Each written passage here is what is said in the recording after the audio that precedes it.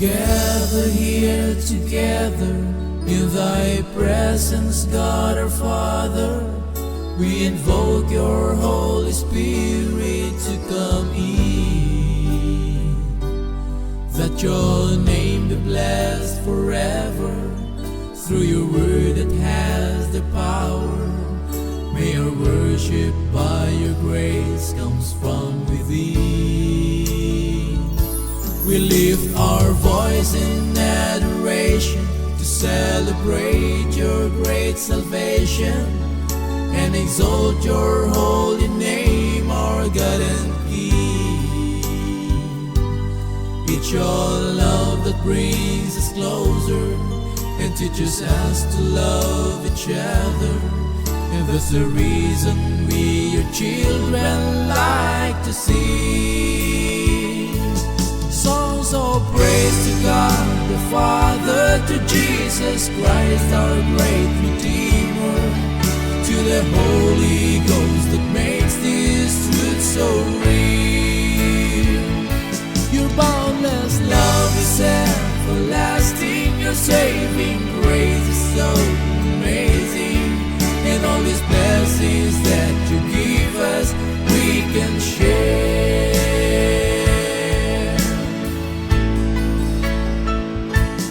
Our Father, blessed be your name. Your kingdom come, your will be done. Father, you're always the same, who was and is to come.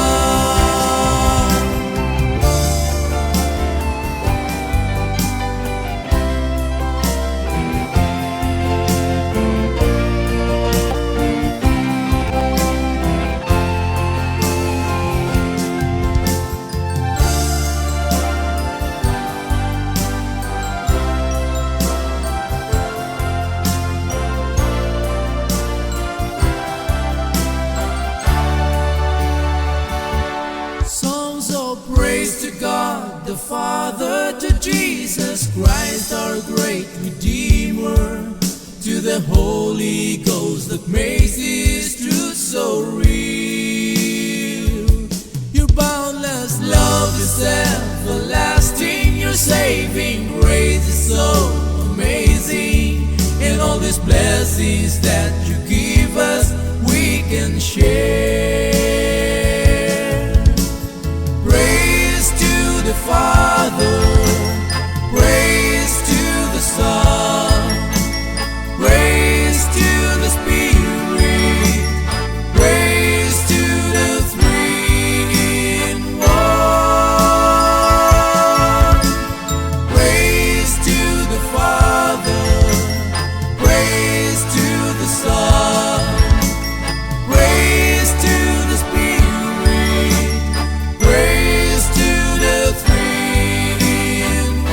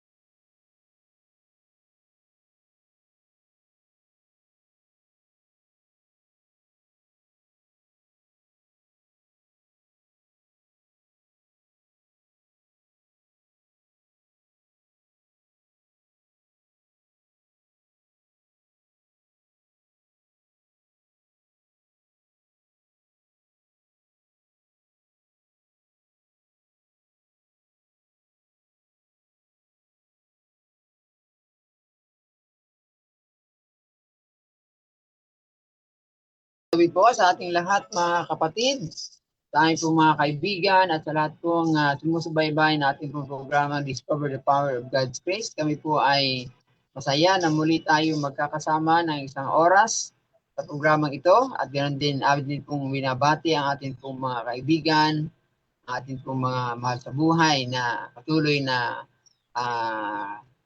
natin pong nakakasama sa sa oras na ito. At ganoon din atin din po mga kapatid na nasa kabilang panig ng mundo. Anong oras man po sa inyong karoroonan, kami po ay nagagalak din na kayo po ay muli namin makasama sa oras na ito sa araw ng linggo. At napakaganda po na atin pong pag-aaral sa gabi ito.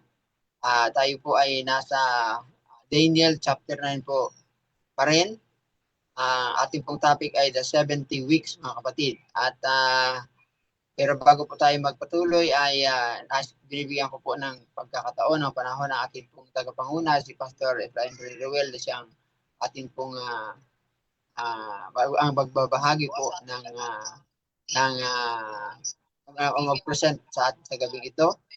At ganoon din Pastor, magandang gabi sa iyo. At ganoon din kay Brian, magandang gabi. Meron tayong bagong kasama mga kapatid sa ating pong technical, si Brian Tupas, isang kabataan, buhat po sa Santiago Beach. Pastor, magandang gabi sa iyo, Pastor. Okay, thank you, Father Ronnie. Magandang gabi dyan. At ganoon din kay Brian. Siyempre sa lahat ng mga kaklase natin sa pag-aaral ng salita ng Diyos. At alam naman natin yung teacher natin gumagabay sa atin, Banal na Espiritu, isang mainit, masaya, masiglang pagbati mula dito sa Big Apple, New York. No? Pero yung message na pag-aaralan natin, siyempre, galing sa Word of God. So, magandang gabi dyan sa Pilipinas at magandang umaga dito sa kabilang panig ng mundo. At sa lahat ng mga makakapakinig, kayong lahat ay binabati natin sa pangalan ng ating Panginoong Yesus. Patrani, balik sa iyo. Thank you, Pastor. At bago po tayo manalangin mga kapatid, kayo po ay akin pong inayayahan na inyo pong i-like, i-share ang programang ito upang sa gayon ay maparatan po natin na mabuting, magandang pabalita ang ating po mga mahal sa buhay at hindi ating mga kaibigan. Sila rin po ay mag-bless mga kapatid sa programa ito. At ganoon din kung kayo po may mga nais pong idulog sa panalangin o mayroon po kayong mga prayer request, ay malaya pong maglagay sa chat box mga kapatid. At upang ito po ay ating papaglingkaran. At kung kayo po may mga katanungan din after po ng ating po presentation, ay wag po kayong mag-atubiling pagtanong mga kapatid dahil ito po ay open po sa lahat upang tayo pong lahat ay matuto at makita natin ng mas malinaw at maintindihan natin ng mas malinaw ang ating pong pinag-aaral sa gabi. Tayo po si mandaling manalangin mga kapatid, niliyak natin ang ating presensya sa paanan ng Panginoon. Kakilala namin Diyos na makapangyarihan sa lahat, kami po ay nagpapasalamat sa iyo Panginoon ang kinagkaloob mo upang sa gayon Panginoon, kahit na kami ay magkakapatid ay nasa iba-ibang lugar, ay malinaw naming naiintindihan na unawaan ninyo po minsan dahil kayo po ang nagkakaloob ng mga bagay na ito, Panginoon. Sa bawat isa kami naway, ang aming mapapakinggan, ay pumarinig, ay maging pagpapala sa bawat isa sa amin. At tulungan din kami ito ibahagi sa mga tao na sa ating maraming salamat, Panginoon, sa katugunan na aming kailangan ang lahat ng ipinapasalamatan namin sa aming karapatan kundi alaala sa amin sa para. Amen. Ayan mga kapatid, na po natin patagalin, aking pong nagkakaloob muli ang ating pong sa ating pong tagapanguna, ang si Pastor Efrain Villarreal. Sir?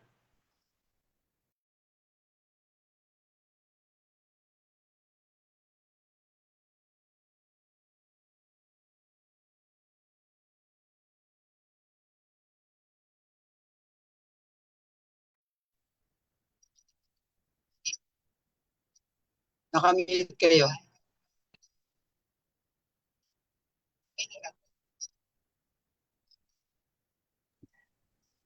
Ayun. Thank you, Patrani, sa pagpaalala. Ako pala ay muted. Anyway, bago tayo mag-umpisa, batiin ko yung partner natin, si Part Rapi. Nasa duty ngayon. At ganun din si Part Rico. At sa lahat ng ating mga classmate ngayon, kasama natin si Sister Ninita at si Brother Harrison Valencia. Okay, so magpapatuloy tayo sa ating pag-aaral ngayon. Nandito pa tayo sa last part ng Daniel chapter 9, yung interpretation ng kanyang panaginip, ng kanyang vision. Tingnan nyo dyan sa picture natin, yung dalawang teleskopyo sa 490 by 2300, yan yung lens natin. Makikita natin dito ngayon sa left side ninyo itong tinatawag na covenant confirmed. Ito yung 70 weeks. So dito tayo ngayon magpo-focus sa 70 weeks. Nandito pa rin tayo sa Daniel chapter 9. Ayan. 70 weeks. 70 linggo. Yan yung kanyang pangitain na mare. Okay? Ngayon, ano itong mare? Pag meron kayong i-check, double check nyo sa inyong mga cellphone, Daniel chapter 9, verse 23, sinabi ni Gabriel na sa umpisa pa lang ng inyong pananalangin, pagsusumamo, meron na kagad utos na binigay sa akin, sabi ni Gabriel, dahil ikaw ay higit na minamahal. So unawain at hindi ko alam masyado sa Tagalog, but understand and consider the vision. Okay? Understand the matter and consider the vision. Anong vision yon? Mare. Tapos, hindi pala ito, talagang ang galing ng Bible. Kahit si Daniel hindi niya maintindihan, pero nandun ang utos ng Panginoon na i-interpret dahil nga sa pagmamahal ng Panginoon. Dahil ang concern ni Daniel, bakit parang walang ginagawa ang Panginoon? So itong mare, doon sa verse 23, yung last word na vision na mare sa original, nandiyan na sa verse 24. Yung pala yung 70 weeks are determined upon the people. Napag-aralan natin yan last week. Ang meaning ng determined, decreed, or sa Hebrew, chatak or katak, meaning puputol-putulin, hihimay-himayin, hahati-hatiin. At alam naman natin na hinati yan sa tatlo. Ano yung tatlo na yon? 70 weeks equals 77 days, which is literally 490 years, literal years. Remember, prophecy ito Hindi siya, pag sinabi ng days, 1 day is 1 year sa prophecy. So, purihin ang Panginoon mga kapatid. Talagang hindi tayo magsasariling imbento. We will allow the Bible to interpret itself. Konting review lang. So, yung 70 weeks, hinati sa tatlo. 7 weeks, 62 weeks, and 1 week. So, tapos na tayo sa baptism ni Jesus last time.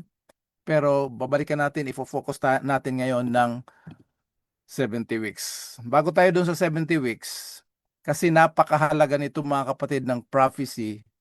Kung minsan binabaliwala natin, pero meron pala itong katotohanan. Kasi doon sa last week ng Mare, di ba 7, 62, and 1? Doon sa last week, kung saan ginanap at natupad ang pangako ng Panginoon ng kaligtasan, meron ding imbento ang kaaway at gumagamit ng human agency para malito ang mga tao. At 95% tanggap ito. Ang turo nila ay suspended itong last week. Yung last week or 7 years, suspended, hindi pa nangyayari. Darating pa ito in the future for rapture, secret rapture. Kaya napakahalaga mga kapatid na malaman natin ito. So sa agency ng kaaway ng little horn na he lifted up himself, he thrown down the truth of the sanctuary. Ito, merong tatlong school of thoughts.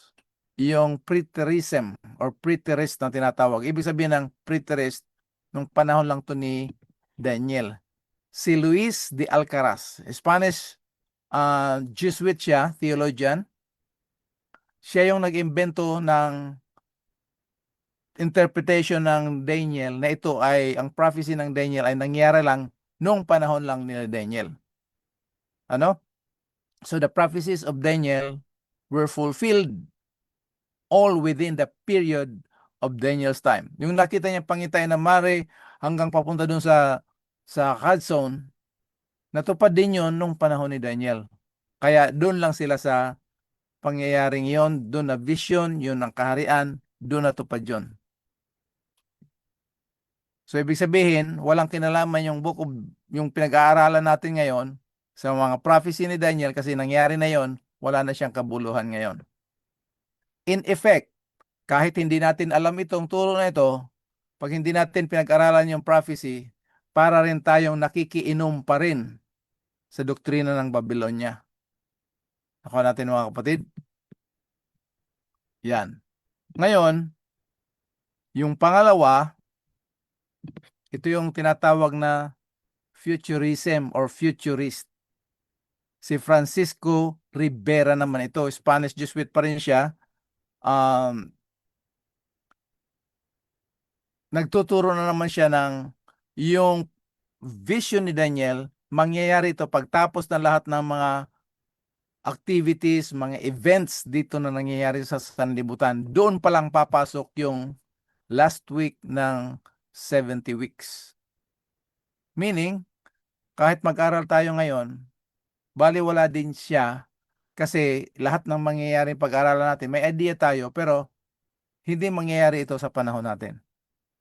So the prophecies of Daniel will be fulfilled in the future pa siya. Okay? So yan ang second school of thought. Yung pangatlo, hindi siya masyado issue kasi isa lang ito na inimbento ng isang theologian. Ang tawag dyan ay idealistic view. Meaning, yung nakita ni Daniel sa pangintain, mga symbols yun na merong spiritual meaning. Pero wala gaanong kumuha nun.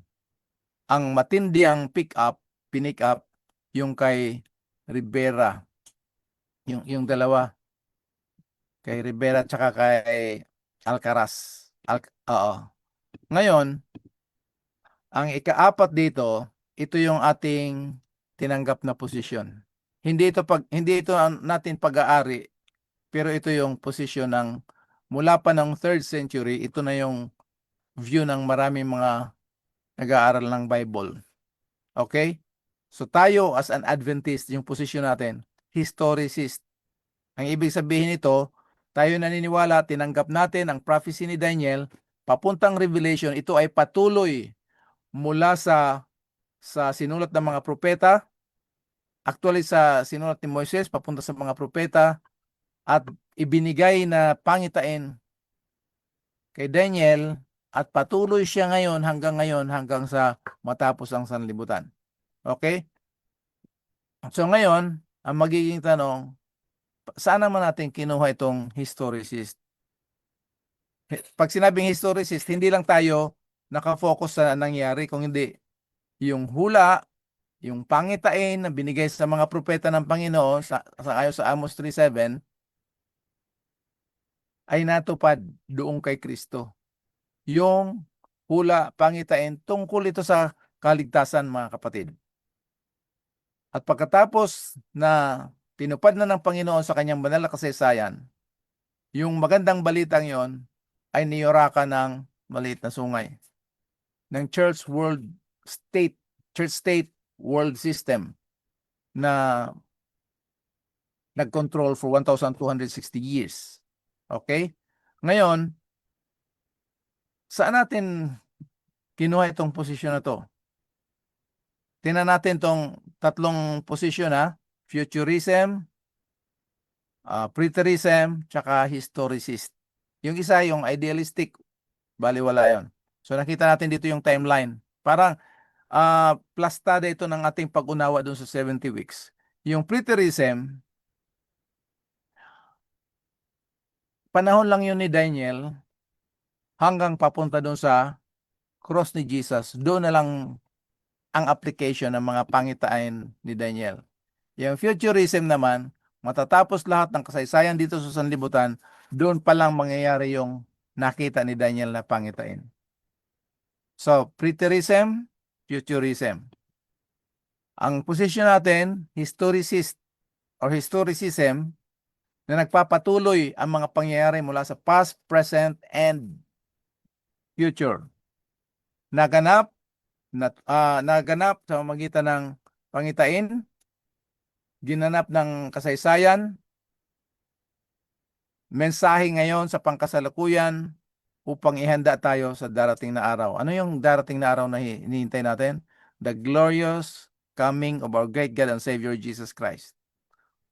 Habang hinihintay natin yan, hindi papayag ang kaaway na mananatili lang siyang nakatahimik. Double time ang kaaway.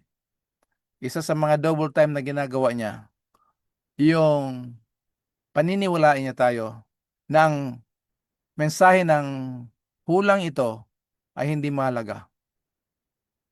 Laging ang salita ng Diyos walang halaga sa kaaway. Pag pinakinggan natin, the way nag-a-approach yung kaaway, sa isip natin. So hindi tayo magbibigay ng kahalagahan sa oras. 3 weeks ago, napag-aralan natin yung knowing God.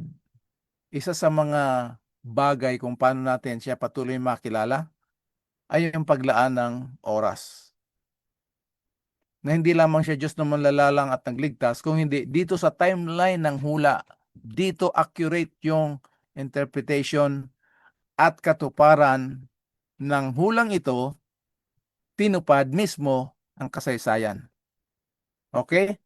So ngayon, titingnan natin. Nandyan yung tatlo. Historicist, mula sa past, present, future. Yung preterism, mula lang siya doon kay Daniel, doon sa pangyayaring yon, hanggang doon sa unahan ng pagkatapos ni Jesus, wala na. Yung futurist, nakita natin yung diagram, ano? Napakahalaga nitong diagram kasi ginagamitan natin ito ng diagram. Kasi pag kwento lang, pag salita lang, lalo na hindi naman ako magaling magsalita. Basta nagsishare lang ako ng balita. So kailangan meron tayong tinatawag na diagram para maintindihan natin. Ano? Kasi hindi naman sa kaya maraming hindi ganado dito sa prophecy kasi yung parang mahirap unawain, no? Pero kagaya din ni Daniel. Pero si Daniel hindi siya tumigil. Lagi siyang nananalangin. Anong sagot ni Gabriel kay Daniel? Mula nung nag-umpisa ka, nananalangin, may utos na kagad na pumunta sa iyo dahil ikaw ay higit na minamahal. At ito yung panaginip mo. Kaya, by the grace of God, mga kapatid, ang prayer natin is, Lord, tulungan mo kami, ma-inlove kami mag-aral ng inyong salita sa magitan ng pangitain ng inyong mga propeta. Okay?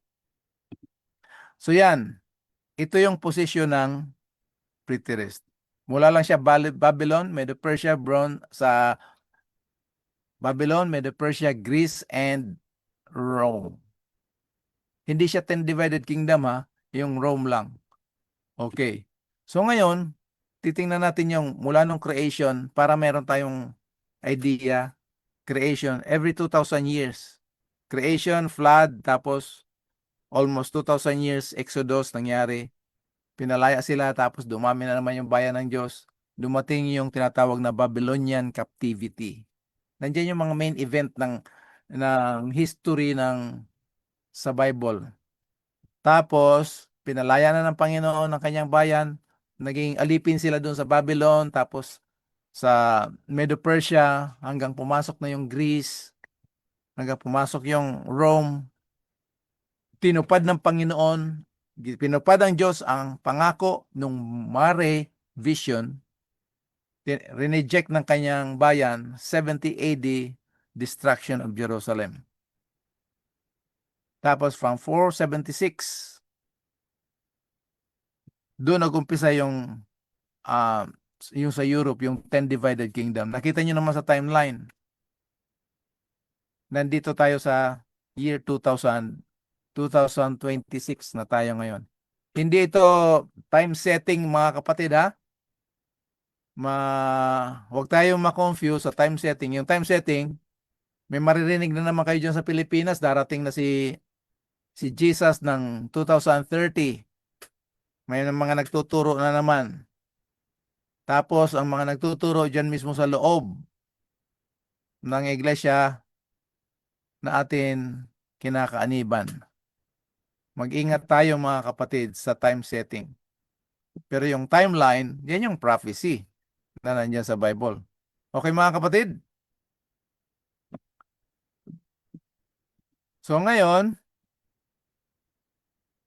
nakita niyo yung posisyon ng preterist dito. Pinalaki ko ito para maintindihan natin. Yan ang sa preterist.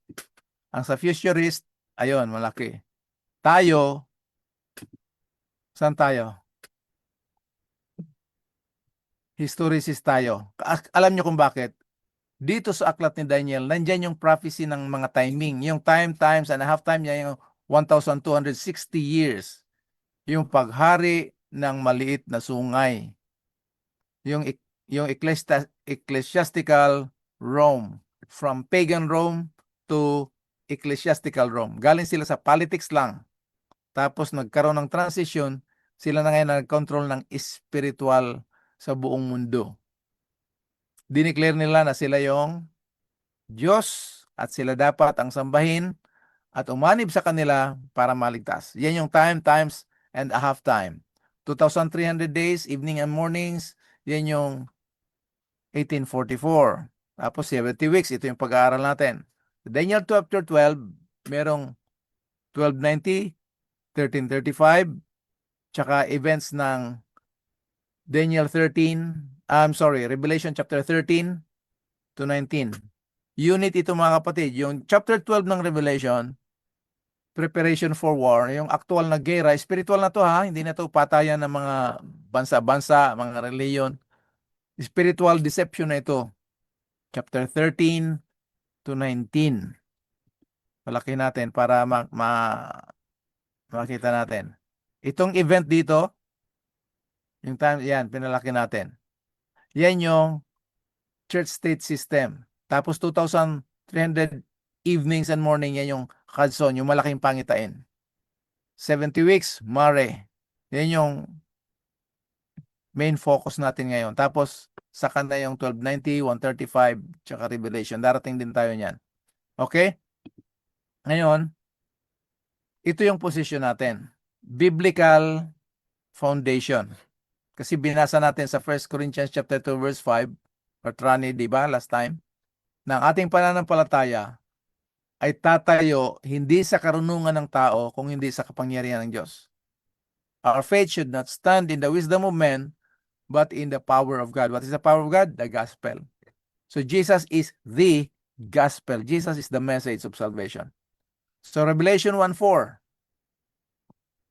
Nakita ni, pwede pabasa part, Rani? Revelation chapter 1 verse 4, nandiyan ka na rin sa Revelation. Revelation chapter 1 verse 4. Oo. Mula kay Juan para sa pitong iglesia sa probinsya ng Asia. Mainunawa ang pagpapala at kapayapaan galing sa Diyos, sa Espiritu at kay Jesucristo. Kung tungkol sa Diyos, siya ay hindi nagbabago ngayon, noon at sa hinaharap. Kung tungkol sa pitong Espiritu, siya ay nasa harapan ng turunan ng Diyos. At kung tungkol kay Jesucristo, siya ang pagkakatiwalaang saksi. Siya ang unang nabuhay mula sa mga patay at siya ang namumuno. Verse 4. Yan. Verse 4. Oh, yung sinasabi dito na mula doon sa ang biyaya ay sumaiyo at kapayapaan. Anong kasunod nun? At si Juan sa pitong iglesia na nasa Asia, yun ba yung Pastor? Biyaya ang sumainyo, nawa at kapayapaang mula doon sa kanya ngayon at nang nakaraan at darating at mula sa pitong espiritu na nasa harapan ng kanyang huklukan. Nakita nyo kung sino ito? Si Jesus. Ngayon, which was nakaraan at which is to come. Tingnan nyo mga kapatid, pansinin natin. Hindi lang ito galing kay Jesus, which was, which is to come. Kasama dito yung tinatawag, yung Holy Spirit. Ngayon, bakit seven spirits. Hindi natin pag-aaralan yan, pero yung seven spirits dito, kasi vision ito ha, pangitain ito, walang 7 espiritu. Kung hindi, 7 katangian. Mababasa nyo yan sa Isaiah chapter 11. Okay? Sasabihin ko na sa inyo, baka magduda kayo na, bakit may 7 spirit?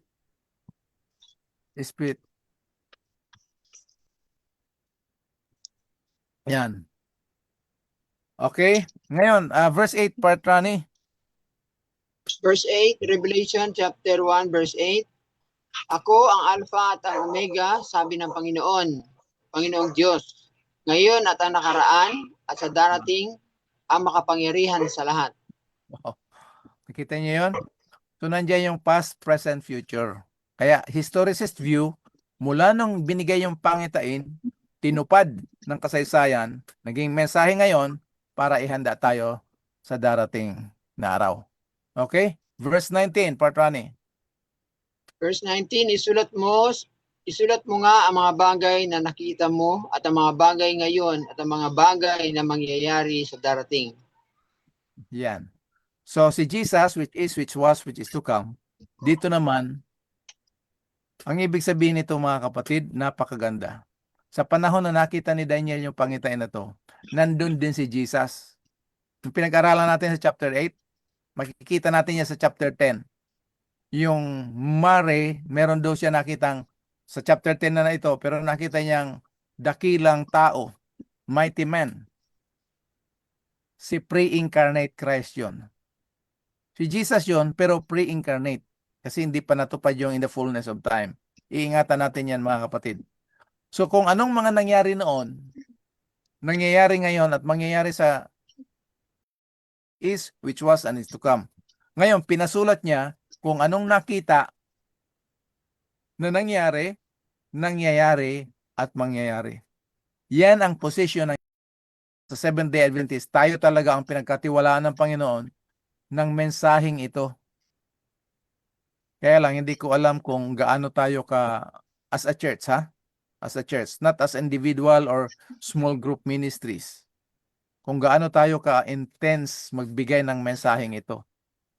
Kumisa na sobrahan na tayo sa mensahe ng prophecy kasi paulit-ulit lang tayo.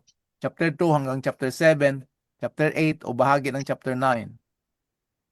Pagkatapos doon, wala na tayong chapter 10, 11, 12, Revelation. Anyway, paalala lang to sa ating lahat bilang mga magkakapatid na pinagkatiwalaan ng Panginoon ng mensaheng ito. Okay, so ito na yung diagram ng 70 weeks ng Mare. Paano natin nalaman na 457 BC nag-umpisa?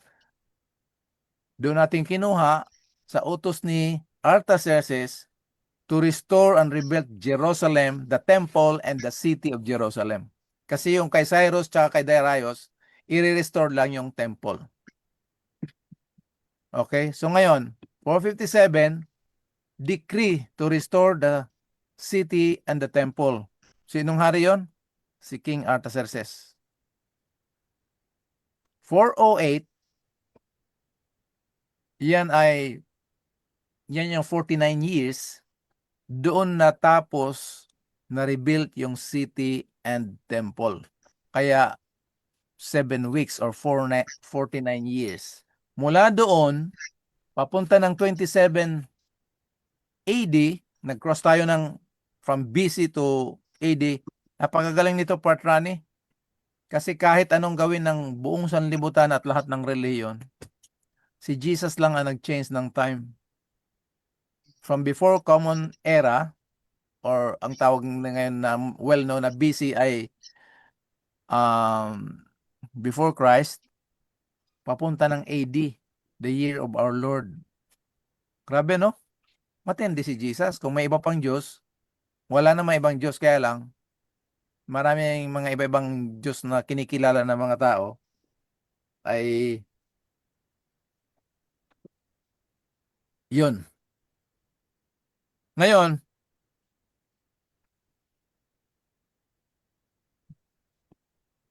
saan natin kinuha ito? Ang sabi ni Gabriel kay Daniel, unawain mo at alamin mo na mula sa utos to restore and rebuild Jerusalem unto Messiah the Prince. Paano natin malaman yung Messiah the Prince? Yung baptism ni Jesus Christ, 27 AD. So 7 weeks and 62. Pero mangyayari ito, tandaan natin mga kapatid, sa magulong panahon. Bakit magulong panahon? Nung inutusan na sila ni Darius, ni Cyrus, ni Artaxerxes, bumalik yung mga Hudyo dun sa Jerusalem.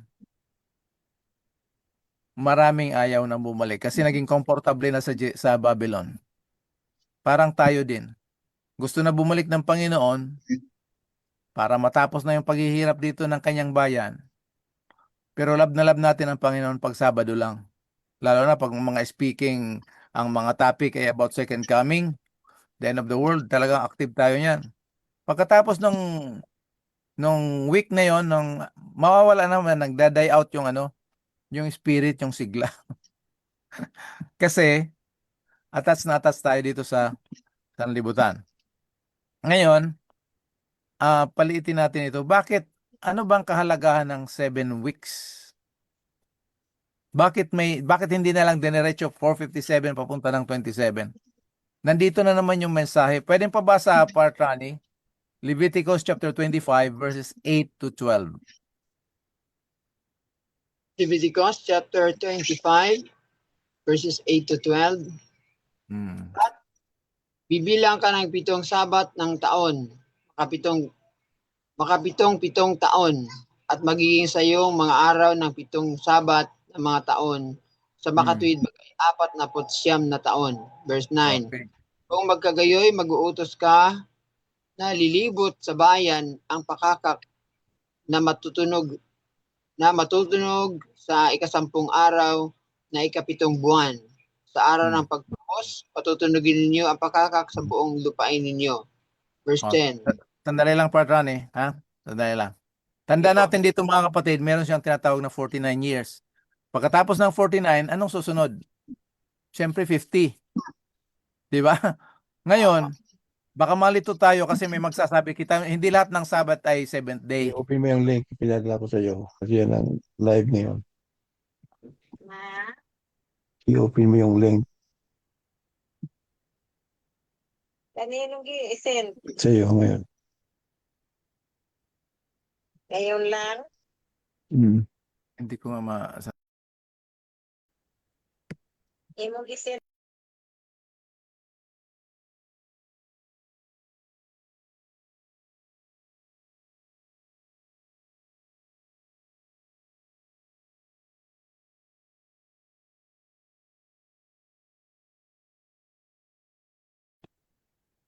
tuloy tayo. Ngayon, hindi lahat ng Sabat ay pumapasok sa 7 araw. Kasi kapag makita niyo itong Sabats na to, sabbatical feasts ito. Pero hindi ibig sabihin na wala na ito. Ano? Binigay ng Panginoon niya ng mensahe. Itutuloy natin, Part Rani, sa verse 10. Okay? 49 years, ang kasunod ng 49 years equals ika-50th. Oh. So, ang tawag pala nito, dahil 49 years or 50 years, yung 70 weeks, meron siyang umiikot na 10 beses na tinatawag na Jubilee. Patrani, patuloy nga na verse 10.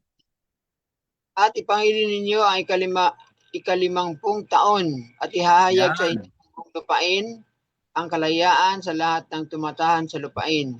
Iya'y magiging kapistahan ng jubileo sa inyo at bawat isa sa inyo ay babalik sa kanyang pag-aari at bawat isa ay babalik sa kanyang sangbahayan. Wow. 11. Magiging kapistahan ng jubileo nga sa inyo ang ika-50 taon. Huwag ninyong hasikan ni aanihin ang tumubo sa kanyang sarili, nititipunin ang mga ubas ng ubasan ng hindi nakapon.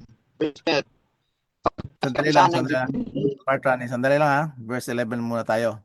Kita niyo yung 49, pagkatapos niyan, ito yung 50th. Ika-50th na siya. Ika-50th, meron palang mga kalayaan, yung may mga utang hindi na magbabayad. Yung mga nagprenda ng lupa, ibabalik sa kanila yung lupa. Yung mga nakakulong, babalik sa kanilang mga pamilya. Ang tindi ng programa ng Panginoon. No?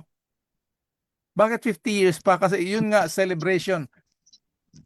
Bawat 50 meron tinatawag na Jubilee. Ito, 10 times, 10 cycles. Grabe, no? Ipapa-enjoy talaga. So, kung nahirapan kayo ng 49 years, pero ang tanda natin, pinabalik sila ng 49 years. Pagkatapos ng 49 years, on the 50th year, doon na sila magse-celebrate sa sarili nilang bayan. Grabe, no? Yan ang kahalagahan pala ng kaya 49 papunta ng 50th year. Okay? Verse 12, Patrani.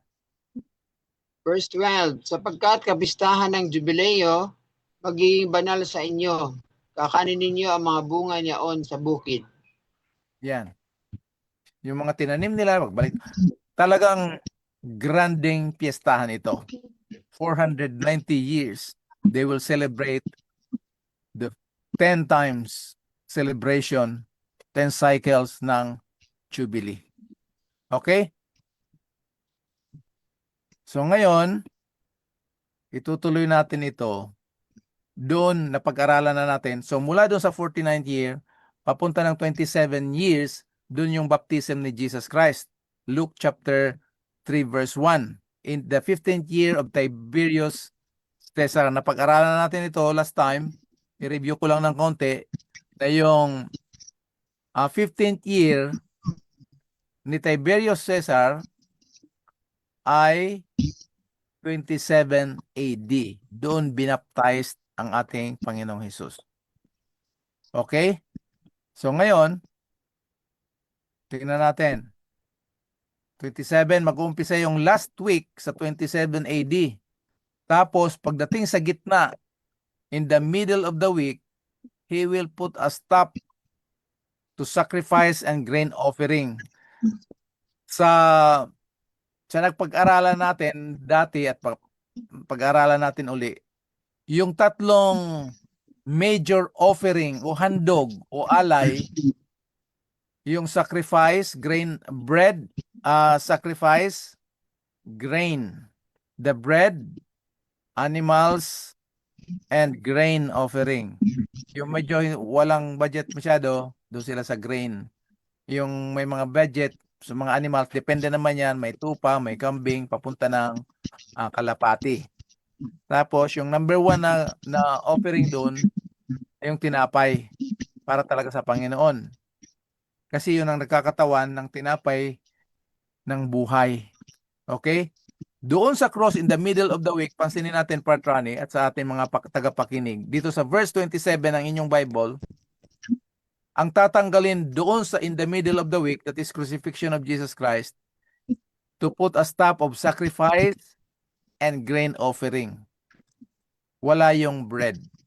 Bakit wala yung bread? Yun ang magpapatuloy. Kaya yung bread, everlasting covenant yun. Okay, mga kapatid? Kaya masarap pag-aral ng tinapay ng buhay. The word of life, lalo na itong prophecy. No? Ngayon, tingnan natin, 457, yung beginning of the command. Tapos, para malaman nyo yung abomination of desolation, pag-aralan nyo yung book of Daniel. Matthew chapter 24, verse 15. Darating yung abomination that maketh desolate, even until complete destruction. One that is decreed is poured out on the one who makes desolate. So in the middle of the week, i-confirm ni Jesus yung kaligtasan natin, titigil na yung sacrificial lamb, grain offering, pero yung bread offering hindi. Tapos darating yung panahon na merong darating na abomination of desolation. Abomination that maketh desolate. Yung kasamaan na magdadala ng kasiraan. Siyempre, pag masama, may masisira. Ano yung kasamaan na masisira? Yun ang pinag-alalan natin. Yan ang church state system na nag-control ng sanlibutan. Okay? So ngayon, in the middle of the week, yan yung crucifixion ni Jesus Christ. Siya yung Behold the Lamb of God which taketh away the sin of the world. Sino nag-announce nito? Si John the Baptist. Sinong tatay ni John the Baptist? Si Sakaraya. Ano ang papel ni Sakaraya? Saserdote. Mga kapatid, si John the Baptist, hindi siya basta-basta na tao na John the Baptist lang. Kaya siya tinawag John the Baptist kasi siyang pinagkatiwalaan ng Diyos mag-baptize ng mga tao nakarinig ng gospel, tumanggap at binautismuhan. Pero ang lineage at papel ni John the Baptist, galing siya sa linyada ng lahi ng mga saserdote. Saserdote lang ang pwedeng magdeklara ng tupa. Kaya siya yung nagdeklara, John 1:29, Behold the Lamb of God which taketh away the sin. Hindi sins, mga kapatid, ha? Sin of the world, that is the law of sin and death. Yan yung principle of life na nananahan sa atin. Doon sa cross, tatapusin yan ng ating Panginoon. Nakuha natin yung sin problem. Ngayon, yung natatamasa natin, nararanasan natin ngayon ng mga hirap sa buhay, mga epekto yan ng sin, ng kasalanan. Hindi siya bunga o kabayaran ng kasalanan. Kasi isa lang ang kabayaran ng kasalanan, eternal death. Yun ang dinanas ng ating Panginoon doon sa cross. Ngayon, para matupad yung pangako ng Panginoon, yung kanyang tipan sa kanyang bayan, kailan tutuparin ang kaligtasan? Sa gitna ng isang linggong natitira. So sa futurist,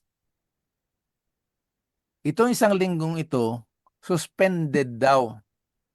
Mangyayari pa lang ito sa rapture, yung ira-rapture ng Diyos yung mga tao, mawawala sila, yung mga linigtas.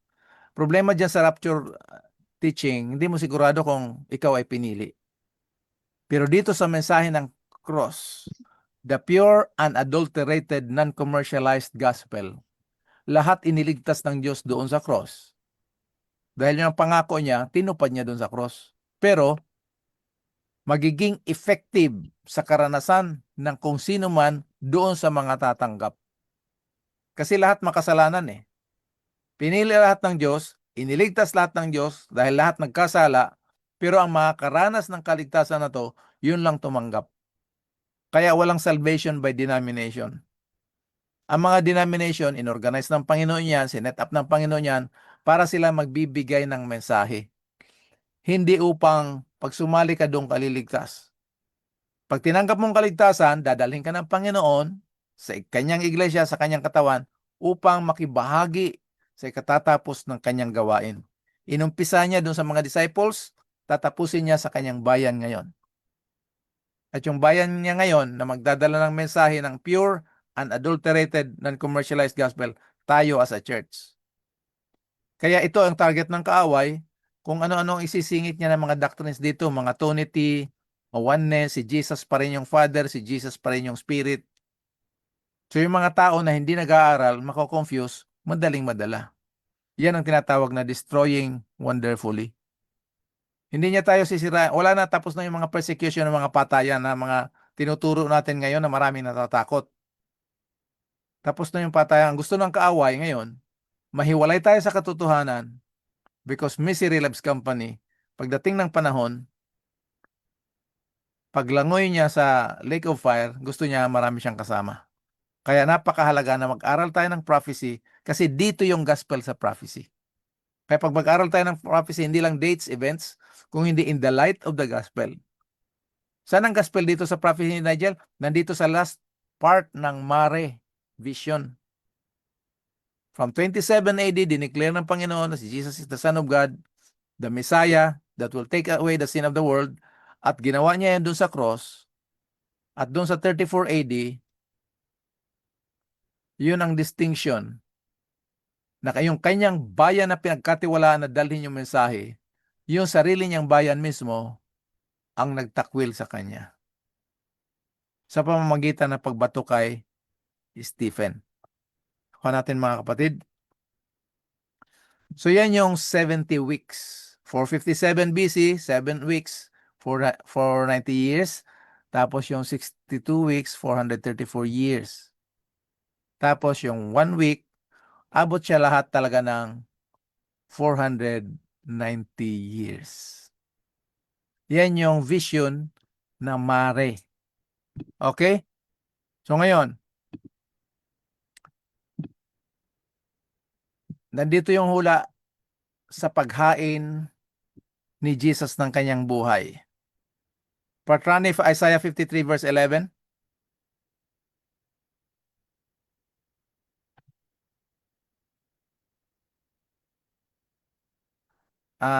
Welcome din natin ating kapatid, ating kaklase si Joshua Tuong Cor.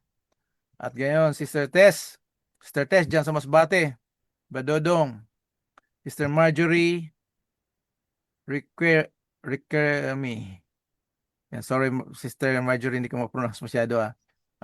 Si Sister Darlene at si Brother Joseph dyan sa Masbate din, Milagros Masbate. Nandiyan ka na, Patrani? Ako. Okay. Isaiah 53 verse 11. Ito yung reaction ni Father sa sakripisyo ng kanyang anak. Siya ay makakakita ng pagdaramdam ng kanyang kaluluwa at masisiyahan. Sa pamagitan ng kanyang kaalaman ay aaring ganap ng aking matuwid na lingkod ang marami at dadalhin niya ang kanilang mga kasamaan. Oo. Tingnan nyo, pansinin nyo dito mga kapatid. Sa pamagitan ng kanyang karunungan, ramdam niya yung dinanas, yung sakit na dinanas ng kanyang kaluluwa. Ngunit siya ay nasiyahan. Sa pamagitan ng kanyang karunungan, ang kanyang nag-iisang matuwid. Sino yung nag-iisang matuwid? The righteous one. Si Jesus, my servant, tinawag servant, ay iaaring ganap sa Bisaya pagka-pakamatarungon. Ang problema dito mga kapatid, bakit yung word na many? Akala ko yung gagawin ng Diyos, pangkalahatan. Bakit many? Dito na tayo papasok. Bakit many? yung sa kaligtasan. Di ba? Lahat. Pag binasa mo yung Romans chapter 5, verses 15 to 19, lahat mula kay Adam, nagkasala at mamamatay. Pero dito kay Kristo, lahat iniligtas, inaring ganap, tatanggap sa pamamagitan ng kaloob ng katuwiran at buhay na walang hanggan. Lahat. Bakit many dito? Okay. Naalala natin, ano yung doon sa three major sacrifices or offerings? The bread, lamb or animals, and grain. Ano nga yung tinanggal doon in the middle of the week? Animal sacrifice and grain offering. Bakit hindi yung tinapay? Tingnan natin yung bago mamatay si Jesus, ito yung Last Supper nila. Tinatawag na communion service or the Lord's Supper. Pwede pa ba sa Patrani, Matthew 26, 26 to 28? Naka-highlight dito tayo, may green. Nakikita natin. Matthew 26, verses 26 to 28. At samantalang nagsisikain ay dumampot si Jesus ang tinapay at pinagpala at pinagputol-putol at ibinigay sa mga alagad at sinabi, kunin ninyo, kainin ninyo, ito ang aking katawan. Verse 27. At dumampot siya ng isang saro at nagpasalamat at ibinigay sa kanila ng sabi, magsiinom kayong lahat diyan. Verse 28. Sapagkat ito ang aking dugo ng tipan na nabubuhos dahil sa marami sa ikakapatawad ng mga kasalanan. Okay. So ito yung ginawa ni Kristo doon sa Last Supper. 4 na bagay. Kinuha niya yung tinapay. Kinuha, binasbasan, pinagputol-putol at binigay. Kinuha, binasbasan, pinagputol-putol at binigay. Ang problema dito ngayon mga kapatid, na yung sinasabi niyang tipan, your covenant, pangako ng kaligtasan, nakalagay lang yung many, poured out for many for the forgiveness of sins. Problema na naman yan, kasi many, hindi lahat. Kaya yung ibang nag-interpret, hindi pala lahat iniligtas, may pinili lang talaga ang Diyos. Mamaya titingnan natin yan ha. Punta natin yung Mark chapter 6. Ang context nito ng chapter 6, Sermon on the Mount, nandun yung sa Jewish territory sa chapter 6. So mga Hudyo ang kausap niya dito. Kung papansinin natin, the same story mga kapatid, bago pa ang Last Supper yung sa Matthew. Dito nag-sermon si Jesus the whole day.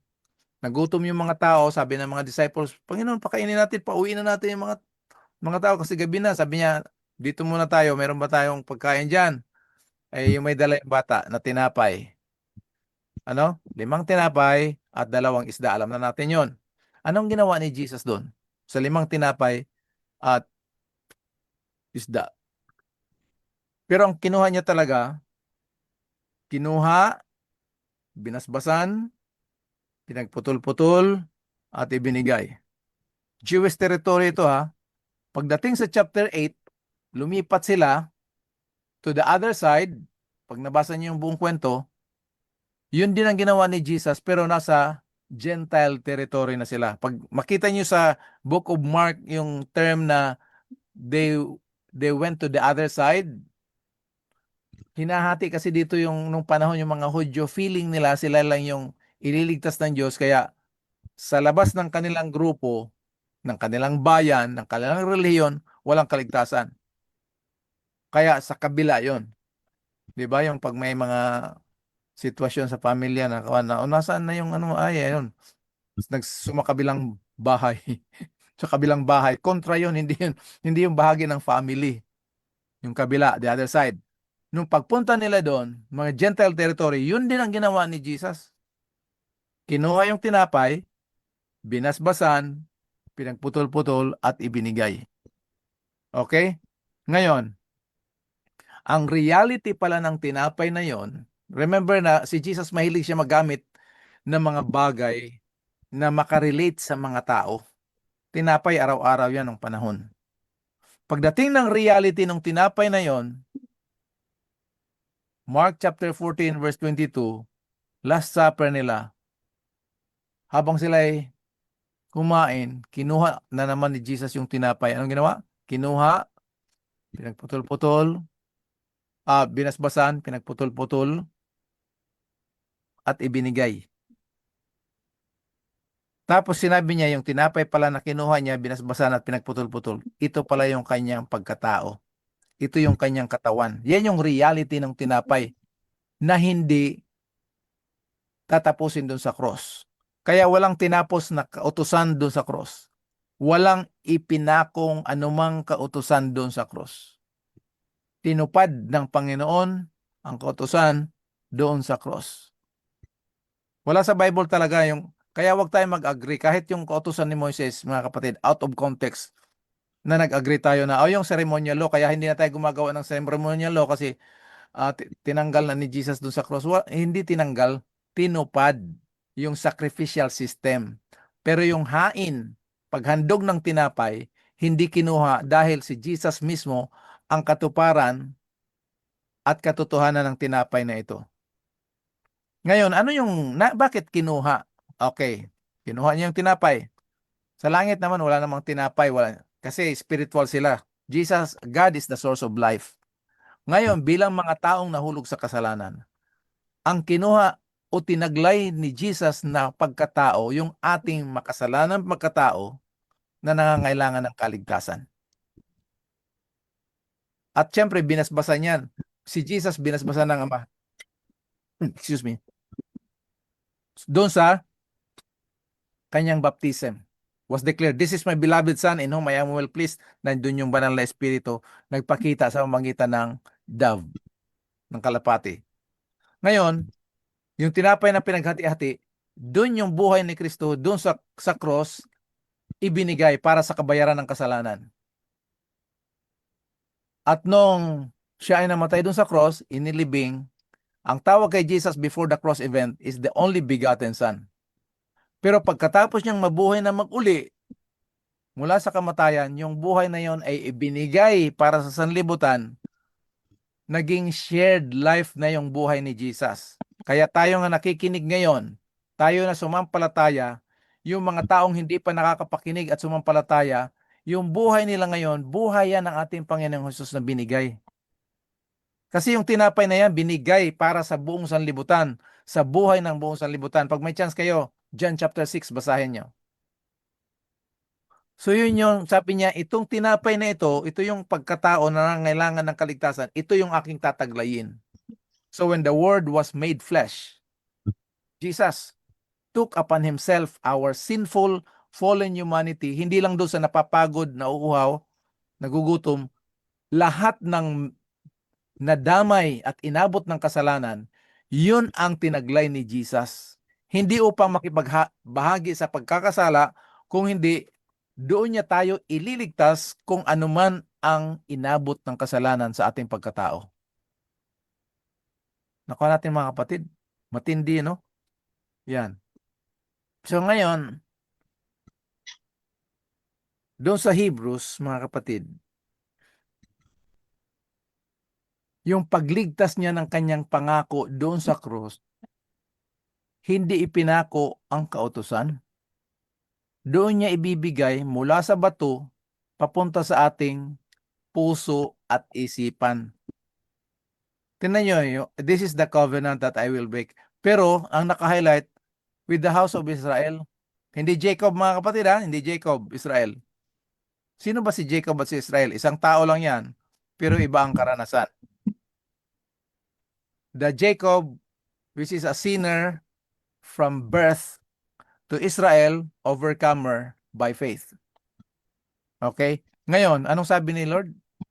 Doon sa kanyang pangakong pagliligtas, ibibigay niya sa kanyang, nagagawin niya sa kanyang bayan, ilalagay niya yung kanyang mga kautusan sa kanilang mga isipan at isusulat sa kanilang mga puso.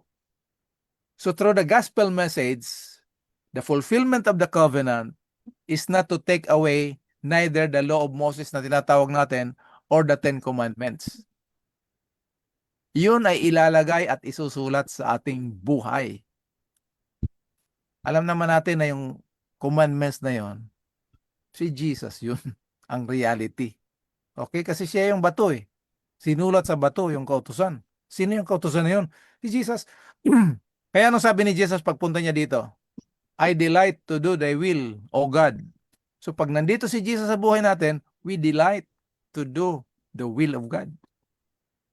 Tapos ang resulta nito, mga kapatid, na nandito na yung kautusan ng Panginoon sa atin, they shall not teach everyone his fellow citizen and everyone his brother, saying, know the Lord. Bakit? For all will know me. Lahat makakaalam, makakapakilala sa akin. From the least to the greatest of them. Ngayon, ito yung main activity ng Panginoon sa pangakong yon at pagligtas sa atin at paglagay ng kanyang kautusan, na hindi niya na maaalala ang ating mga kasalanan. Pagdating sa kasalanan, mga kapatid, may Alzheimer's ang Panginoon. Kasi hindi siya pwedeng kimkimin yung kasalanan natin dahil yung kasalanan hindi pwedeng mag-exist sa kanyang presensya. Kailangan mawala yon. So doon sa cross, tinanggal ng Diyos ang kasalanan. Amen? At dahil tinanggal niya na, hindi niya na uunawain. Yan sinasabi na forgive and forget. Forget ng alin? Yung kasalanan, hindi yung nagkasala. Sana maliwanag sa atin yung mga kapatid kasi ang hirap natin magpatawad. Hanggang hindi natin makita kung gaano tayo katalamak makasalanan mula ulo hanggang puyo, ang mula puyo hanggang talampakan, walang mabuti sa atin. Feeling holy tayo. Kasi doon tayo nadideceive na akala natin ang kasalanan lang pag may ginawa ka lang masama. Yung law of sin and death, nandito sa atin yan nananahan. Romans chapter 7 verses 17 and 20. Huwag na natin puntahan. Rini-review ko lang ito, mga kapatid. Okay? So ngayon, tanda natin ang kaligtasan, ang ginawa ng Diyos na pangako ng kaligtasan, inilagay niya sa halip, galing sa bato, naging reality na dito na sa ating puso at isipan. Wala na magtuturo kasi normal na sa tao na nandito sa atin ang Panginoon, Christ in you, the hope of glory. Ang pinaka-main thing nito na pinaka-concern natin, mga kapatid, kaya maraming duda na Malalangit kaya ako, maliligtas kaya ako sa grabing pagkakasala ko? Kasi ang hirap natin tumanggap sa salita ng Diyos. Sinabi niya nang hindi ko na aalalahanin ang kanilang mga kasalanan. Tayo lang ang mahilig mag-review at mag-record ng mga kasalanan ng ating mga kapatid. Ang kasalanan lang na hindi natin ma-record at review, yung sarili nating kasalanan kasi wala tayong nakikitang kasalanan sa sarili natin. Portrani. Lahat na makasalanan, maliban lang sa akin. Yan ang mindset ng pandaraya ng kasalanan na nananahan dito sa akin, sa atin. Yan ang tinanggal doon sa cross. Okay?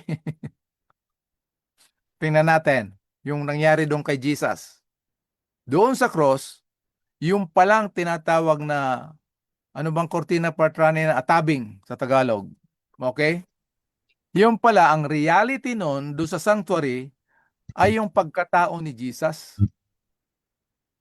He cried out with a loud voice and yelled up his spirit, "Behold, the veil of the temple."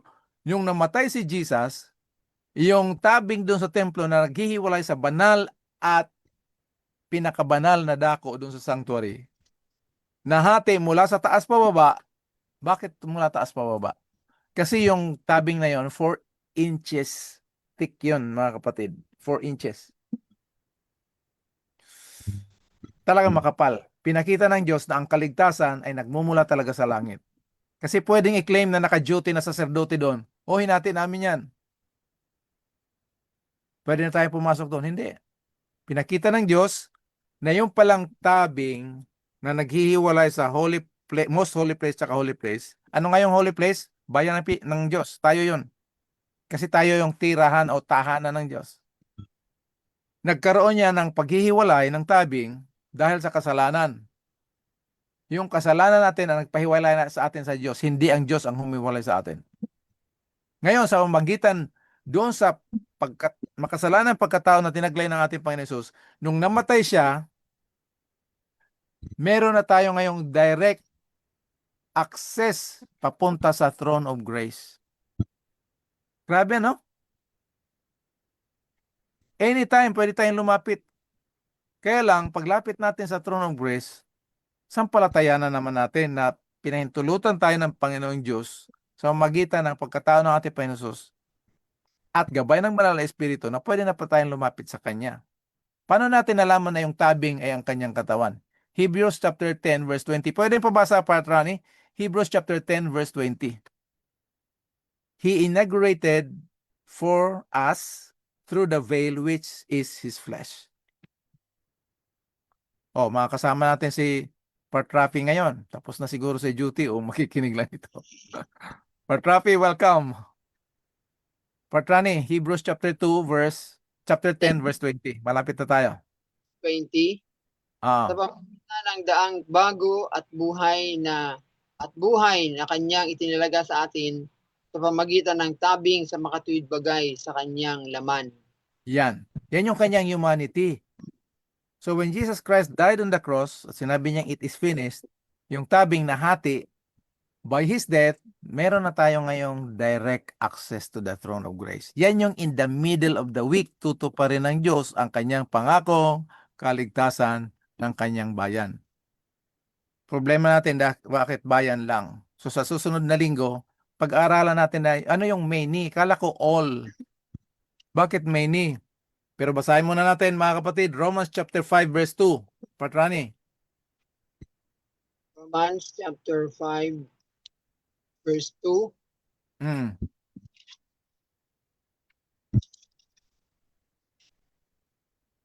Sa pamagitan din naman niya ay nangagkaroon tayo ng ating pagpasok sa pamagitan ng pananampalataya sa biyayang ito na diyan ay lagi tayo at nagagalak tayo sa pag-asa ng kaluwalhatian ng Diyos. Yan. Tayo ay nakatayo at nagagalak sa pag-asa ng kaluwalhatian ng Diyos. Anong meron tayo ngayon, mga kapatid? Daan, access sa pamamagitan ng pananampalataya. Saan ang tungo natin? Punta natin? Sa kanyang pananampalataya. Luklukan ng biyaya. Ganda nito, no? Oh, Hebrews chapter 4 verse 16. Hebrews chapter 4 verse 16. Hebrews chapter 4 verse 16. Magsilapit nga tayong may pagkakatiwala sa luklukan ng biyaya upang tayo magsipagtamo ng awa at makakasumpong ng biyaya upang tumulong sa atin sa panahon ng pangailangan. Yan, kita mo? Anong sabi ni Pablo? Direct contact na tayo ngayon. Direct approach. Let us come boldly. Meron tayong lakas ng loob sa magitan ng pananampalataya. Saan? Sa luklukan ng biyaya. Upang tayo ay magtamo ng awa at magkakaroon ng biyayang tutulong sa atin sa panahon ng pangailangan. Lalapit tayo sa biyaya ng Diyos, hindi kung may pangailangan na. Lumalapit tayo ngayon, kung ano man ang sitwasyon natin sa buhay ngayon, lumalapit tayo para pag dumating yung pangailangan, nandiyan kaagad yung tulong. Kita mo yung prayer ni Daniel, akala niya walang ginagawa ang Diyos. Pero sa susunod, sa chapter 10, malalaman natin bakit hindi kaagad natanggap ni Daniel yung interpretation. May sitwasyon. Ano? Pero ang Panginoon, automatic, umpisa pa lang ng prayer ni Daniel, nandun na kaagad yung sagot. So yan ang ilagay natin sa isip natin, na pag tayo manalangin, ang tugon ng Panginoon andyan agad. Pero merong humahadlang. Okay? So, ayan, isa pa. Ang nangyari doon sa cross, na mabigat na katotohanan na dapat malaman ng mga tao. 2 Corinthians chapter 5 verse 14. Patrani. 2 Corinthians chapter 5 verse 14. Mm. Pagkat ang pag-ibig ni Kristo ay pumipilit sa amin o humihimok sa amin sapagkat pinasya niya namin ang ganito na kung ang isa ay namatay dahil sa lahat, kung gayoy lahat ay nangamatay. Okay. Sino yung isa na namatay para sa lahat? Si Jesus. Nung namatay si Jesus, anong nangyari sa lahat? Nangamatay. Sa Bisaya, nangamatay. Sa Tagalog, nangamatay. Pero in general, nung kamatayan ni Kristo dun sa cross, in the middle of the week, kasama pala tayong namatay doon. Kaya, ang confession natin, I am crucified with Christ. Romans chapter 6, verse 6, Patrani. Romans chapter 6 Dito tayo verse magtatapos sa katotohanan na nangyari doon sa in the middle of the week. Yung part 2 nito, sa susunod na linggo. Okay? Romans 6 Patrani? Verse at 6. nalalaman natin na ang ating datihang pagkatao ay kalakip niyang napako sa krus upang ang katawang salarin ay magiba at nang sa gayoy huwag na tayong mga alipin pa ng kasalanan. Nakita nyo? Ano nangyari doon nung kamatayan ni Kristo? Yung ating dating pagkatao, yan yung ating pagiging makasalanang pagkatao ay kalakip niyang naipako. So Christ did not die instead of us. When Christ died, we died. Dapat maliwanag sa atin yan, mga kapatid. Ano? Kasi kumisan yung false gospel, para siyang totoo pero hindi yung, ay, salamat sa Panginoon. Na ako makasalanan, dapat mamatay talaga ako pero siyang namatay. Sa halip na ako. Sa Bible pala, doon sa kamatayan ni Kristo, isinama tayo doon. Kaya yung sinasabi ng John chapter 12, verse 31, na this is the judgment of the world. Doon sa cross yun. Ano yung world? For God so loved the world. Sino yung world, Patrani? Sino yung Tayo. world? God so loved the world. Tayo.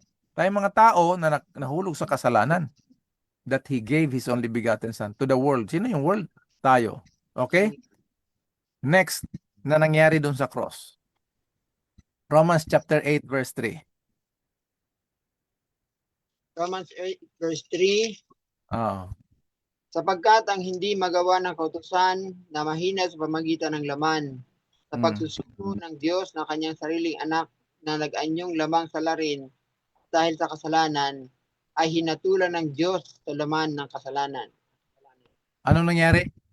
Ang kautusan humihingi ng katwiran sa atin bilang mga tao. Pero hindi natin kaya kasi nananahan na yung kasalanan eh. Magkalaban yung kasalanan sa kakautusan ng Diyos. Pero yung kautusan ng Diyos humihingi ng katwiran sa atin. So hindi kaya. Anong ginawa ng Diyos? Siya na naman ang gumawa. Pinadala niya ang kanyang sariling bugtong na anak na kagaya ng makasalanang laman upang ang kasalanan na nandun sa laman ay ano? Hinatulan. Saan hinatulan? Sa laman. Condemned sin in the flesh. Saan nangyari yan? Doon sa cross.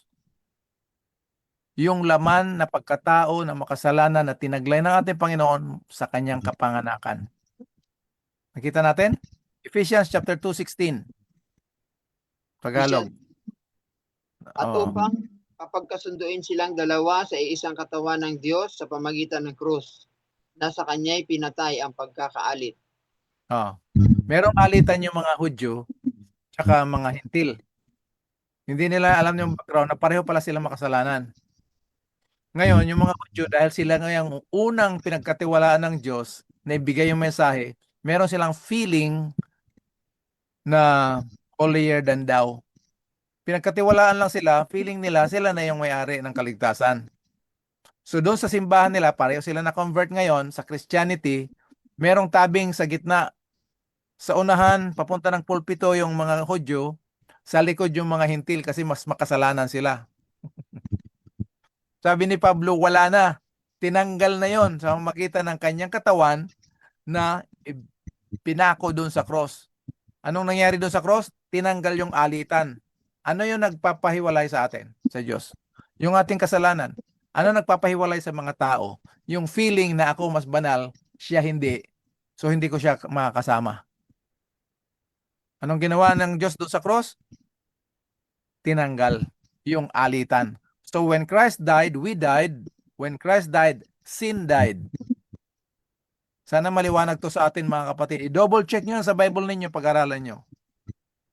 Ang magiging tanong dito, Partrani, kung ako ay linigtas na sa kasalanan, ba't pa ako nagkakasala? Kasi dalawa yung nature natin. Isang by birth, isang by faith. Yung by birth natin, wala pa tayong ginagawa, makasalanan na tayo. Yung isda, hindi pa sila lumalangoy, isda na sila. Yung aso, hindi pa tumatahol, aso na talaga. Okay?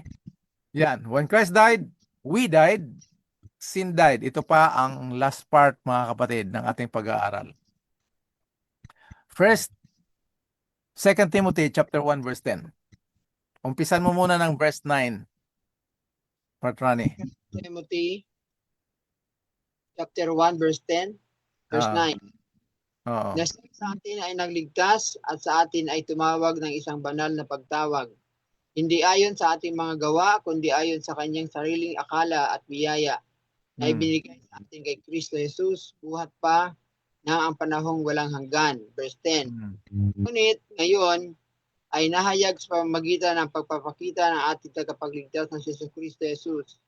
Siya nag-alis ng kasalanan, ng kamatayan, at nagdala sa liwanag ng buhay at ng walang pagkasira sa pamamagitan ng Ebanghelyo. Yan. Lahat ito ay sa pamamagitan ng ano? Liwanag ng Ebanghelyo. Yung pagsabi na pagpakita ng ating Panginoon Jesus na tagapagligtas, yan yung first coming niya. Yun ang ating kaligtasan, hindi yung second coming.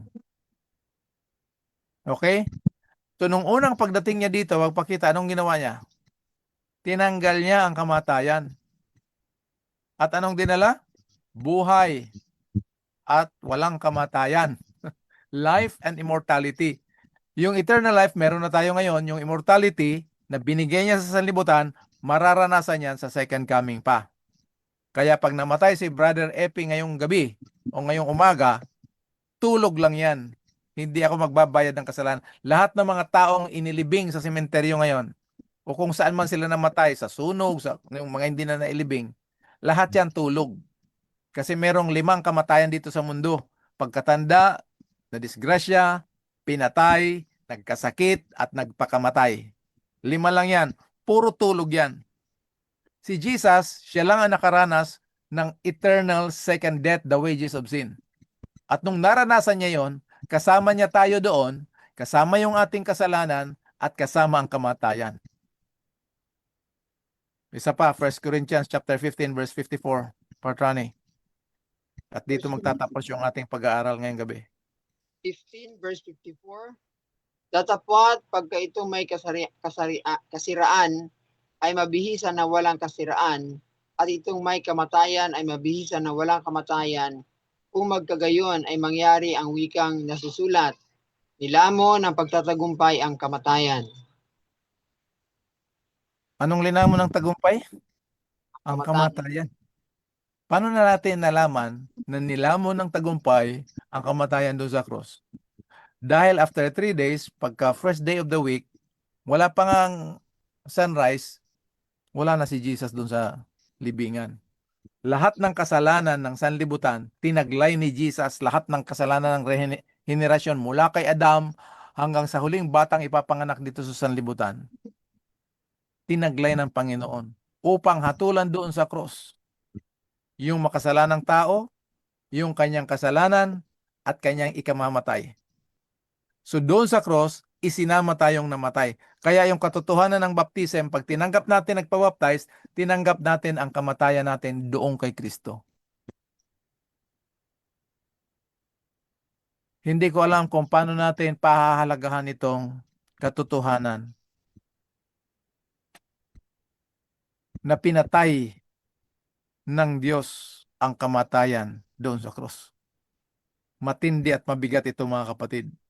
Kasama tayong namatay, kasama yung ating kasalanan, at kasama ang kamatayan. Amen. Pag-aralan natin, pagmuni-munihin natin ito, mga kapatid. Part 2 ng 70 weeks next week. Bakit many? Yung namatay si Jesus para lang sa many. Hindi for all. Kala ko for all. Yan ang magiging, huwag kayong mawawala sa Sunday, mga kapatid. Pag-aralan natin, bakit ginamit ni Jesus yung many? Ay samantalang akala ko for all. Okay? So ngayon, tatapusin natin itong event dito sa last week ng 70 weeks, yung cross event ni Jesus. Anong namatay dun sa cross kasama ni Jesus? Tayo, yung ating kasalanan, na namana kay Adam, kasama yung ating mga personal na mga kasalanan. At ano pa? Kamatayan. Just in case, ano yung personal na kasalanan na sinabi ng Brother Epi? Bago tayo matapos, Portrane, pwedeng pabasa ng Romans chapter 5 verse 16? Romans 5:16. Oo.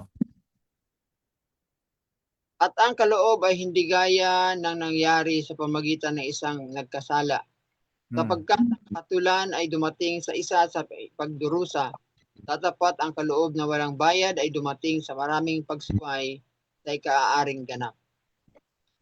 Ang kaloob ay dumating sa maraming pagsuway. Anong ibig sabihin nun? Mga kapatid, kung tayo ay iniligtas lang ni Jesus mula sa kasalanang ating namana kay Adam, bad news pa rin yun. Bakit? Kasi meron din tayong mga personal na kasalanan eh. So holistic talaga yung pagligtas ni Jesus sa atin doon sa cross. Una, pinatay niya, kasama tayo nung namatay si Jesus. Pangalawa, yung kasalanan natin na namana kay Adam, kasama yung ating mga personal na kasalanan, kahit hindi pa natin nagagawa. Pero mo, hindi pa tayo umutang sa Diyos, binayaran na kaagad niya. Kasama tayo doon sa pagbayad. Hindi pwedeng siya lang ang mamatay kasi walang anumang kautusan sa buong sanlibutan na papayag na yung inosente mamamatay para sa makasalanan. Hindi yan biblical at walang anumang batas sa buong sanlibutan na yung inosente ay mamamatay para sa guilty. Okay? So dito muna tayo natatapos, Port Ronnie. At sa susunod na linggo, titingnan natin ang event pa rin dito sa in the middle of the week, papunta tayo ng 34 AD na buo yung huling isang linggo ng 70 weeks are determined upon thy people. Okay? Mga kapatid, ang pagpapala ng langit ay sumaatin. Bago tayo mag-close, Rani, minabati ko si Brad Bobby, Roberto Herona nandito ngayon. Kasama natin ang ating pinsan, si Minajoy Manlapas at si Sister Myra, Dr. Lero, dyan sa Masbate. Kasama natin si Brother Joseph din. Yan, mag-asawa sila. Okay, sa lahat ng ating mga kaklase, ang pagpapala ng langit tuwing Upper Trani, ikaw na mag-a-announce niyan. Basta ang aking dalangin ngayong gabi, mga kapatid, na yung banal na espiritu ay ilagay sa puso natin yung matuto tayong mahalin ang katotohanan, ang kanyang salita, at pag-aaral ng hula na ito na binigay ng Diyos. Kasi ito yung kanyang GPS. God's plan of salvation. Ito yung ating guide patungo sa joyous experience of Christian living until our glorious experience pagdating ng ating Panginoon Hesus. Pagpapala ng langit, katotohanan, kapangyarihan ng kanyang salita, gabay at presensya ng banal na espiritu ay sumaaten. Partrane, balik sa iyo. Yan, thank you na marami. Pastor Ipe, napakaganda mga kapatid na ating pong napakinggan sa gabing ito. At bago ko ibigay yung akin pong take out, mga take out dito, ay gusto ko muna basahin yung take out din ni Brother Bobby. Sabi niya, I must remind myself that when Christ died, we died. Then sabi niya, when Christ died, sin died. Sabi niya, I pray that this pure gospel would spread in all the four corners of the world. In Jesus' name, I pray. Amen.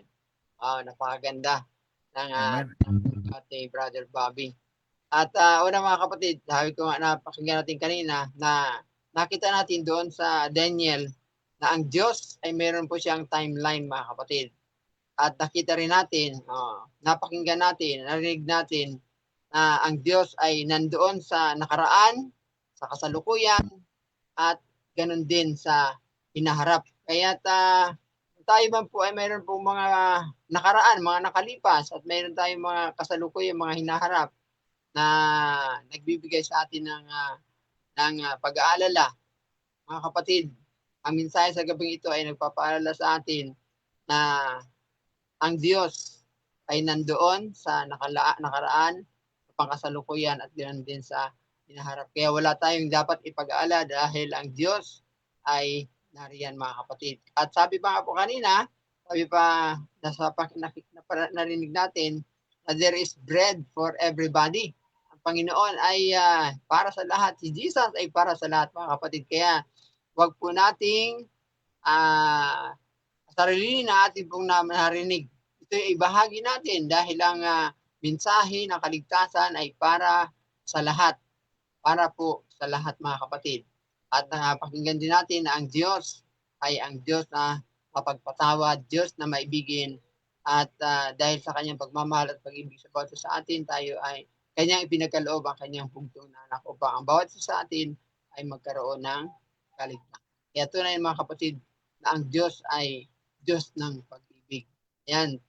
Pastor, bago tayo magpaalam muli, ibabalik ko muna sa iyo pagkakataon para sa ating prayer.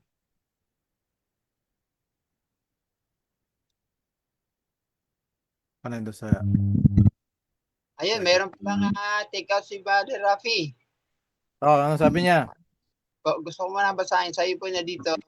The greatest truth that a non-believer discover is Christ died for him, but the greatest truth a believer discover is he died with Christ. Wow, thank you, Padre Rafi, sa itong napakagandang take out. Amen. Tayo, Pastor. Ganda. Pinabati ko rin yung ating isang kaklase dito, si Sister Maribu Almare. Ngayon ko lang siya nakita. At doon sa lahat ng mga kaklase natin, ang pagpapala ng langit, mga kapatid, next week pag-aralan natin, Partrani, kung ang kinamatay ni Jesus doon sa cross ay para sa lahat o para lang sa marami. Ano? Kasi 70 weeks eh. Oo. So para hindi tayo ma-confuse, bakit merong marami, merong many, merong all? Alin ba doon ang totoo? Yung iba ayaw na mag-aral ng Bible kasi confusing. Hindi tayo mako-confuse kung ang ating pag-aaral nakadepende tayo sa gabay ng banal na espiritu at meron tayong pusong tapat, sincere na nagsasaliksik ng katotohanan. Okay? Partrani, magpe-pray na ba tayo? Apo. Okay, tayo manalangin mga kapatid. Ama naming banal, makapangyarihan sa lahat, may-ari ng aming pananampalataya. at buhay at nagmamay-ari ng mensaheng ito. Salamat, Panginoon, na patuloy niyo kaming pinagkakatiwalaan upang ibahagi ang buong katotohanan at liwanag sa inyong mga anak sa pamamagitan ng platform na ito. At kami lamang ay nagpapasakop upang sa pagpaabot nitong mensahe, ang banal na Espiritu na ang maghihimok kung sino, saan at kailan. Pero salamat, Panginoon, sa pribilehiyong ito sa kabila ng aming pagiging makasalanan at limitadong pagkatao. Patuloy niyo kaming pinagkatiwalaan ito. Kaya binabalik na yung papuri sa inyo na nawa ang liwanag, katotohanan na aming natamo at nararanasan ayon din ang umabot sa inyong mga anak na inyong binayaran doon sa cross. Tulungan kami, Panginoon, na patuloy lumago sa aming mga puso't isipan at hangarin na matutong mahalin ang inyong katotohanan, higit sa lahat, ang mahulang inyong ipinahayag sa inyong mga lingkod na propeta, upang hindi sa ikatatakot, bagkus sa ikahahanda ng pagsalubong namin sa inyo sa inyong maluwalhating pangalawang pagdating. Sa gabing ito, aking dinadalangin yung mga anak, kung saan man sila, 10 ng kanilang mga pamilya, at sa kanilang mga pangailangan, kayo ang aming provider. Sa aming mga kasalanan, kayo ang aming Savior. Sa aming kahinaan, kayo ang aming lakas. At sa lahat ng aspeto ng aming buhay, kayo ang aming lahat. Kaya papuri, kaluwalhatian ay binabalik namin sa inyo. Kalakip ng kapatawaran na aming mga kasalanan. Salamat, Panginoon, sa pagtugon sa aming panalangin. Itong lahat ay aming tinanggap sa matamis na pangalan ng inyong bugtong na anak, aming tagapagligtas na si Panginoong Hesus. Amen. Rani? Amen. Yan, thank you po, Pastor. At muli mga kapatid, Praise the Lord, Pastor. Maraming salamat. Programa na Discover the Power of God as God's Grace. Ngayon po napapasalamat sa inyo. Sa pangalan po ni Pastor Ipe, si Brother Rafi na nasa duty ngayon. Ganun din si Brother Rico na nagbabakasyon din sa Quezon. At ang atin pong bagong technical, na nasa technical ay si Brian Tupas. Kami po ay lubos na nagpapasalamat sa inyong mga kapatid. At si Brother Melvin. Rani? Yan si Brother Melvin. Melvin, oo. Si Brother Melvin. Ayan. Good evening po, Philippines, from New York. Yan. New York po siya mga kapatid. God bless us all mga kapatid. At God bless us all. Kita tayo sa Webes. Rani? Apo, sa Webes po ulit mga kapatid. Tayo po yung magkita-kita muli.